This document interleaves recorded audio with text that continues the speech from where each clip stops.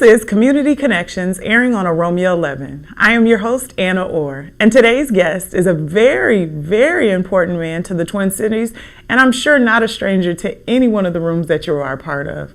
We are going to talk civic leadership, some changes within our civic leadership here within the Twin Cities and across the state, and a special note about something coming up very soon. Stay tuned. Tiger, I'm so excited to have you join me on today's episodes of Community Connections. Can you introduce yourself to the public and talk a little bit about you, who you are?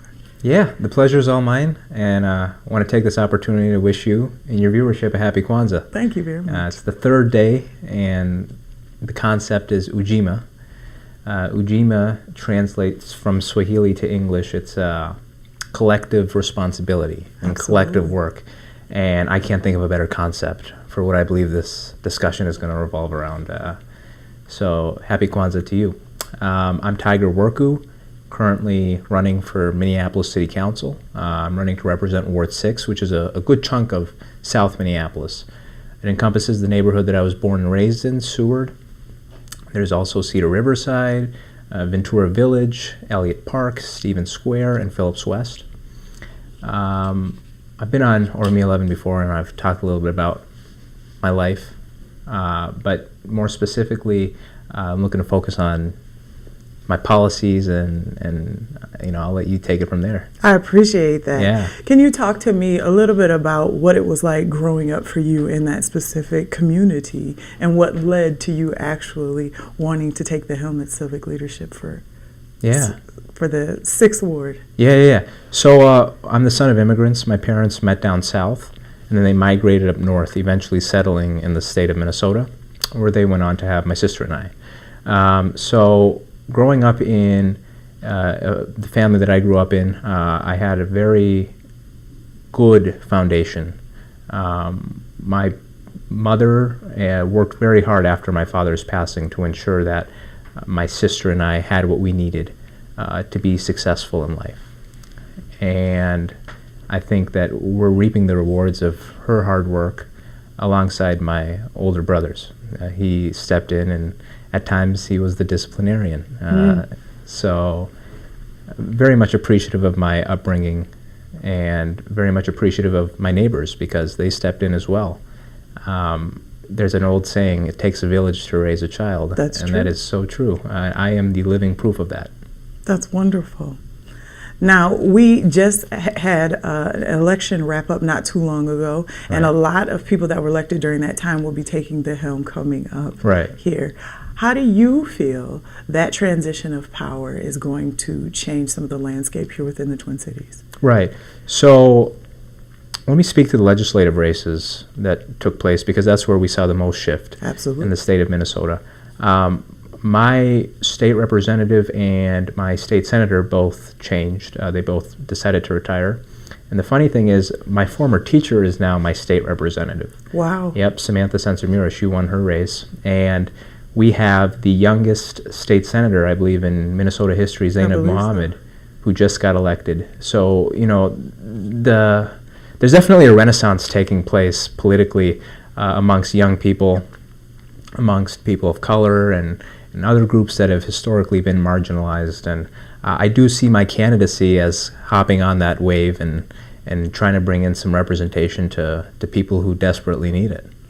What are some of the points of opportunity that you see you can effectively have a hand in changing for the Ward 6 and the community at large over there? It's a very large East African population, the largest, within our Twin Cities area. Yeah.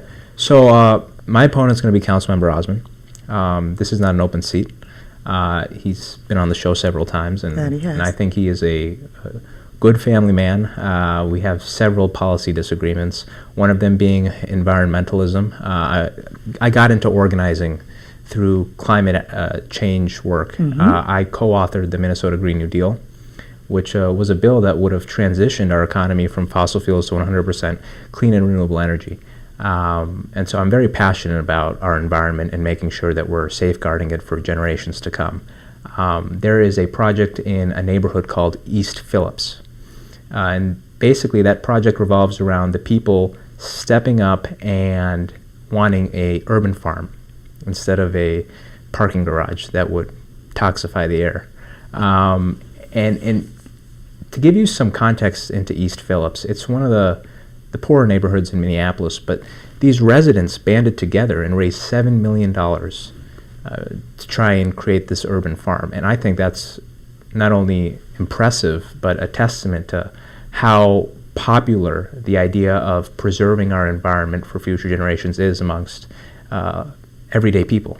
And if I were the council member, not only would I have voted in favor of it, I would have made sure that I got advocacy groups in there wherever I could to ensure that this thing passes. You know, it's one thing to just vote yes, it's another thing to actually champion this, and that's what I would have done. Unfortunately, our council member decided to vote against it, not once, not twice, but 3 times.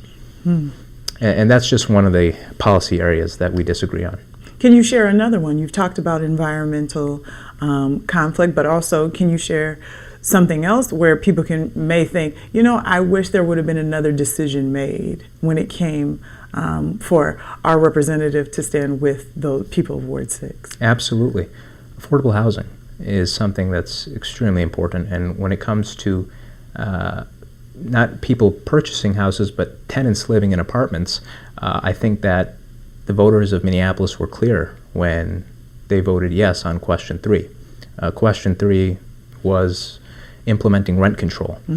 And ideally, the rent control that we would implement would be similar to the one that St. Paul has, which was a 3% cap on rent control that adjusts for inflation.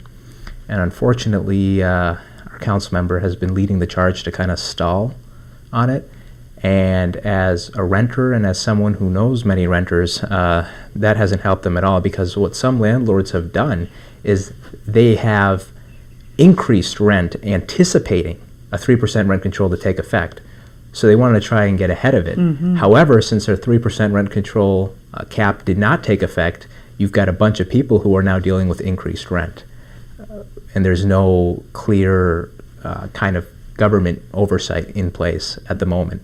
And so as the council member for the 6th Ward, what I'd do is I'd make sure that we make this a #1 priority, because when it comes to the basic things people need to survive, housing is in the top 3. You need to have a nice roof over your head. It's the truth, especially during these frigid temps in Minnesota Exactly. winters. I know that so many people have been affected through the frigid temps, as well as our state. When you talked about the scarcity of housing, our housing list for our state has one of the highest numbers of any other state for people that are requesting housing, with a lot of those places going to the elderly, women with small children, to make sure that they are not experiencing the winter out on the streets. Right. How do you see rent control assisting those people directly, but also people that are saying maybe throughout quarantine or COVID-19, they say that I have not been able to afford where I live any longer, and I may need to cohabitate or intergenerationally live. Good. I think this also touches on the issue of encampments, because we've seen a lot of those pop up in the city, and there's a lot of tumult around how we should address those. I do not believe that there should be a militarized response to these encampments, because one, we've seen that if we take down one encampment over here, another one will just pop up. And also, 2, there are humane ways to deal with people who are out on the streets. And I think that we should be freeing up city resources to get these people housed and to get them the help that they need if that's something that they choose to take up. But the point is, I think that it is a complicated situation, and handling it with brute force isn't the answer. But to go back to your question, how I think rent control will help the everyday person, it's about making sure that people can be able to afford their lives. It is difficult to survive in this economy if you don't know what your rent is going to be, or if you're single because you don't have an extra source of income coming in. As you know, wages have kind of stayed stagnant, and we just got out of a pandemic where work was all of a sudden called into question, right? People were either let go or they didn't have the consistency that they would have expected had there not been a pandemic. So I think rent control is just one aspect in where our society offers a social safety net for people. And like I said, that's ultimately going to help everyday people, including the people in the groups that you listed.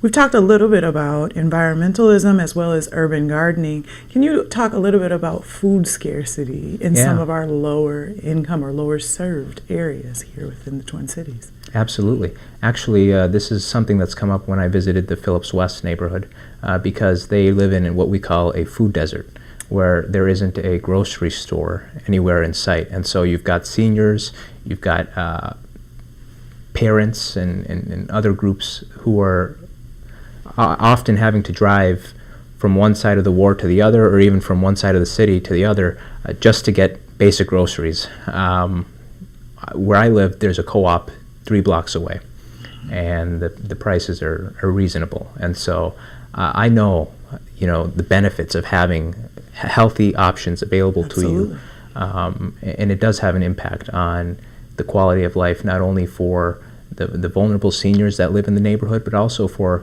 the up-and-coming future of Minneapolis. So when it comes to making sure that the people in Phillips West and other parts of Ward 6 get the grocery stores that they need within close proximity at a reasonable price, that's definitely a top priority for me. Thank you very much for answering that. I know for so many that's very pertinent a question for them. How am I going to feed my family? Right. And if I move to an area that may fit my budget for rent or for mortgage, I may not be able to have access to food. Right. If I don't have a car, if I'm not on the bus line, this is changing my quality of life. Right. We've talked a little bit about changing of the guards and civic leadership. We have a new police chief. We do.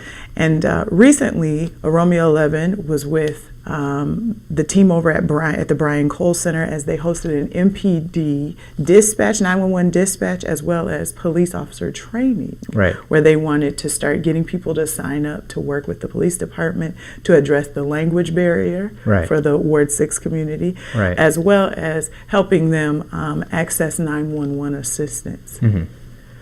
How do you feel that not only with new leadership, but also with the potential for your candidacy here, taking over the Ward 6 seat, how do you feel police relationships and the East African community can begin to move forward? Absolutely. Well, let me just say that I paid close attention to the nomination of our new police chief. He was elected unanimously, which is rare if you look at the current dynamics of our city council. And so there's a lot of promise there. And I look forward to making sure that if I'm elected to this seat, we're hosting the community conversations, not only in Cedar Riverside and Seward with predominantly high East African populations, but all across the ward. Because even though Ward 6 is originally listed as an East African Opportunity Ward, what we've got to do is we've got to make sure that other people in the ward have their voices heard as well, because I believe that we can listen to East African voices while listening to every other voice. Too often, if you look at Ward 6, people kind of throw their hands up and surrender and say, it's not like my voice really even matters. And we're seeing that trend in our elections and participation in various activities. And so I think it's important that people understand that if I'm elected, I'm going to be a voice for every single person, and we're going to make sure that we get city resources like the police department available to every person in our ward. What is some of the feedback that you're hearing from the community while you've been out, not only amongst the people, but also every day? Right. Honestly, I think people just want to return to competency. They want someone who they can rely on, and when they see Ward 6 in the news, they want to be proud. And what I want to do is I want to be able to make sure that people get basic constituent services. That's important. You know, if you make a phone call, you want a phone call back if someone doesn't pick up the phone. If you send an email, you want an email back. And so things along those lines, that's something that we're looking forward to bringing in with our hopeful victory. Very true.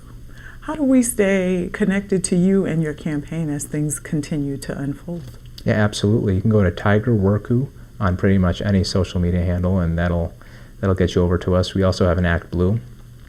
Make sure to link it with ORME 11. That would be wonderful. And other than that, if you don't see me virtually, I'm sure you'll see me out in the streets because that's where I'm at. Lastly, I want you to just look in that camera Right. and talk directly to our viewers about not only what you hope to accomplish, but also your quest for support as Absolutely. you navigate this. Absolutely. Well, my name's Tiger WORKU. It's great to be back on ORME 11. I'm hoping to gain your support. I look forward to meeting you. We're going to wait for it to warm up a little bit before we get back out on the doors. But nonetheless, we've got caucuses coming up in March, and hopefully, if you live within Ward 6, you're aware of that. We're going to try to make sure that we get people who haven't historically been participating in these caucuses to participate, because if voter turnout is high, we're going to win. Thank you for joining me today, Tiger. I wish you all the best, not only as you venture throughout the rest of your candidacy, but as you hear the concerns of the people and rise to the occasion to support them. The pleasure is all mine. Thank you very much, Anna. Absolutely. That is all the time we have for this week's episode of Community Connections. A special thank you to Tiger WORKU and his amazing team at his offices. Please look him up on all social media handles so you can not only follow his candidacy, but so also you can stay abreast of what's taking place in your neighborhood. Civic leadership is really important, and it is important to stay connected not only to your community, but to know how things affect you and those you love every day. Voting is very important, and it is so necessary to shaping our communities. As always, I am Anna Orr, and this has been another opportunity to connect with you. Thank you, and I look forward to connecting again with you soon.